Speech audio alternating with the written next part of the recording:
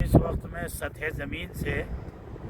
تقریباً 14,000 فٹ کی بلندی پہ اس وقت کھڑے ہیں، اور یہ اللہ کے مظاہر قدرت اور دلائل قدرت جو دنیا میں کائنات میں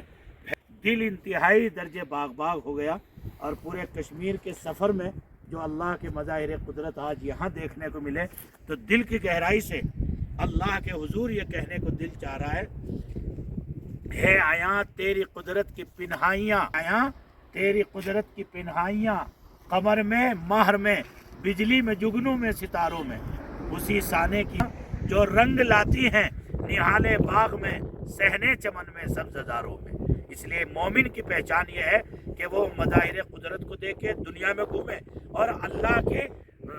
قدرت پر یقین کے لیے گھومے، اس کے دلائل قدرت کو دیکھے، ایمان میں اضافہ کرے۔ تو یہ سیر و تفریح اللہ کے نزدیک جو ہے وہ صدقہ اور اللہ کے نزدیک جو ہے مقبولیت اور قرب کا ذریعہ ہے۔ خالی غفلت کے لیے، مادیت کو دیکھنے کے لیے نہیں، بلکہ اللہ کی قدرتوں پر یقین کے لیے اور پہچان کے لیے گھومنا چاہیے۔